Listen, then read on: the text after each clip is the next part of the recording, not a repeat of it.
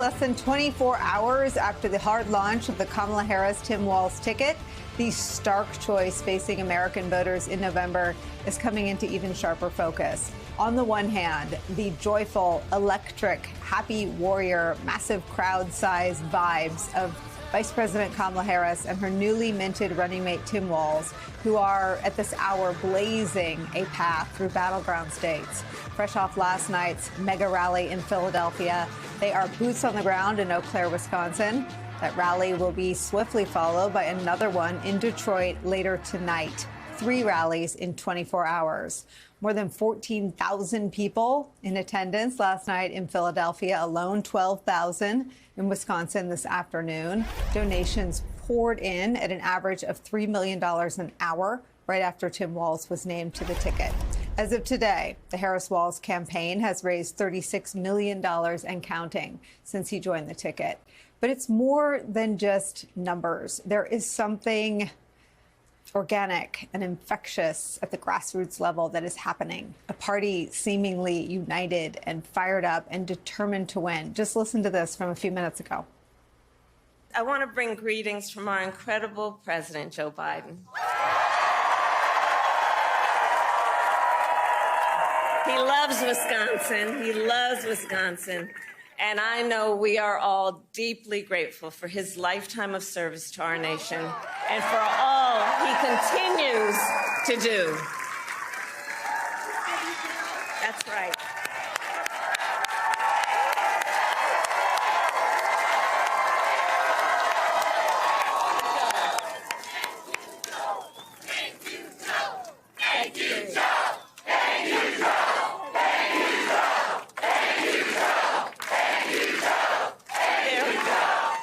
That's right. I'm going to tell him what you said. We hope he was watching that. The crowd spontaneously, in an unscripted moment, erupting in a chorus that grew louder and louder of "Thank you, Joe." And while Kamala Harris and Tim Walz are injecting this much-needed dose of joy into the race, the disgraced, twice impeached, 4 times indicted, found liable for sexual abuse and criminally convicted of 34 felony counts ex-president and his number 2 are offering something that is not that. While Kamala Harris and Tim Walz are lighting up battleground states, with Beyonce playing and mega crowds in attendance, Donald Trump is hunkered down at Mar-a-Lago, off the campaign trail until Friday, reverting to his old tricks, hurling incoherent slurs and pile-ups of insults. Stuff like this, quote, Mr. Trump, in a phone call this morning to Fox and Friends, described Ms. Harris as a nasty person and her and Mr. Walz as communists. And maybe we shouldn't be surprised that Donald Trump's muscle memory is kicking in and he's reverting to his greatest hits of misogyny and divisiveness.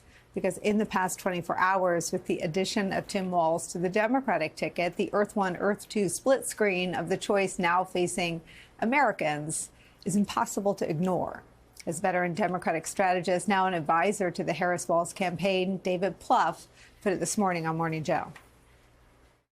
Tim Walz is normal, mainstream, and happy. And J.D. Vance is weird, extreme, and angry. And I really do think, listen, policy matters a great amount. What you're going to do for the country from an issue standpoint matters a great amount. But also that visual presentation, I think, of Kamala Harris and Tim Walz, as they love America. They love people. They know our better days are ahead and we can tackle these challenges. And these other 2 folks in Trump and Vance are the angriest ticket in American political history.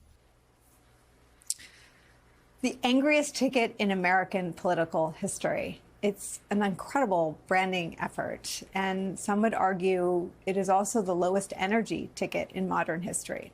Good luck beating this turbocharged, joyful, and refreshingly normal opponent with what you're offering. It's where we start today with Battleground States Director for the Harris-Walz campaign, Dan Cannon. Thank you so much for being here. I know a little bit from my time on campaigns that you have one of the busiest jobs, so we appreciate you taking time out to do this. I know it's usually delegated to the comm staff, so it's great to get to talk to you.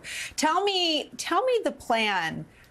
It feels like right now you have not pent up energy. You have sort of right out of the chute all this energy. You have all these people. You have more people than it seems like you have tickets for these events. How do you sustain that? How do you deploy your two very popular candidates?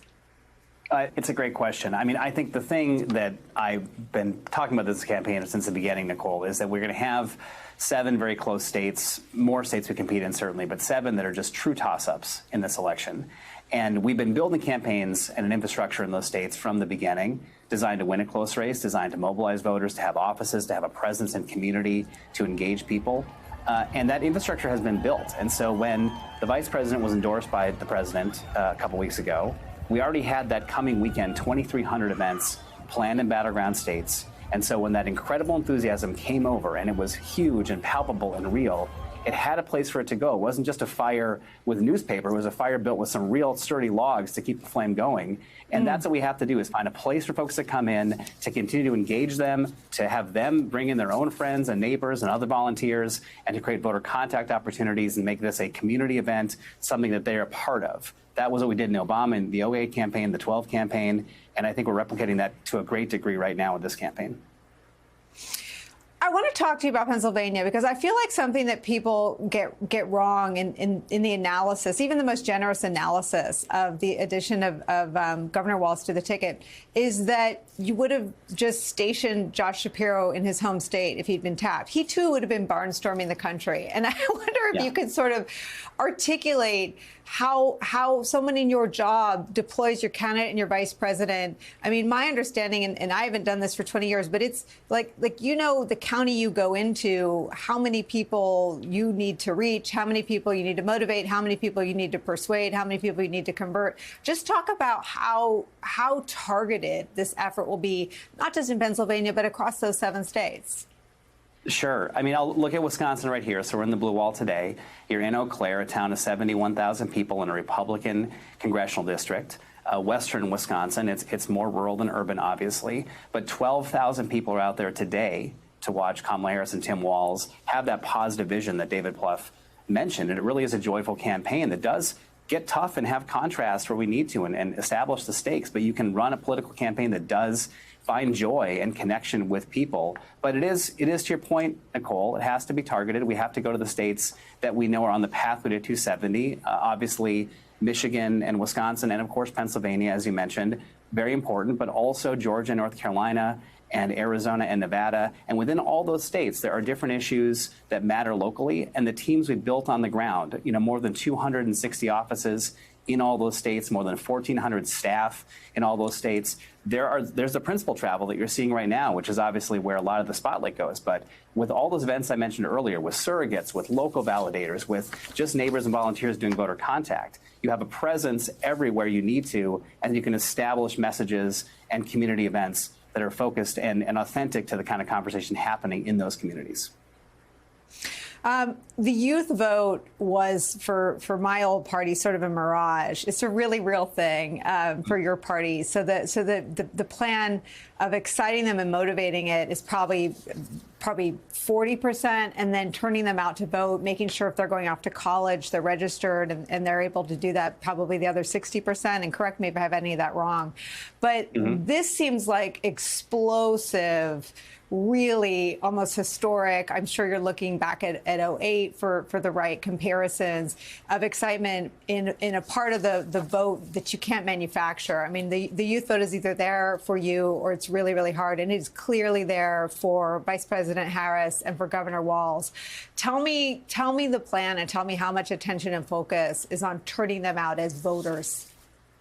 Yeah, I mean, there's a great youth program here that we run on the campaign that engages folks and has throughout the campaign. But as we head into the fall, as you mentioned, Nicole, with the college campuses coming back online, it's another great opportunity to have a shot in the arm. But the thing I'll say about young voters, and young voters are not just college kids, they're voters under 30, right, who maybe are starting a family or trying to start a family or worried about some of the key issues that are just like the issues the rest of America faces. They do care about issues. They care about climate change. They care about cost. They care about, having safe communities. They care about gun violence prevention. They care about the things that this campaign believes in and talks about all the time. And to David Plouffe's point, they don't want a campaign that is denigrating America itself, denigrating the people in America, and being mean. They want a campaign they can feel a part of something. And I think we've created that with this ticket and with the momentum you're seeing. But with that youth vote and with all the other coalitions we're trying to keep together, we need all of that, because despite the enthusiasm, and it's wonderful, it's great, it's palpable, the races are still going to be very, very close. There's some political gravity in this country that we have to recognize. And so all of this, to me, is additive to our path to victory, but doesn't predict a path to victory. We have to do the hard work and continue to mobilize folks to win these tight races across all the battlegrounds.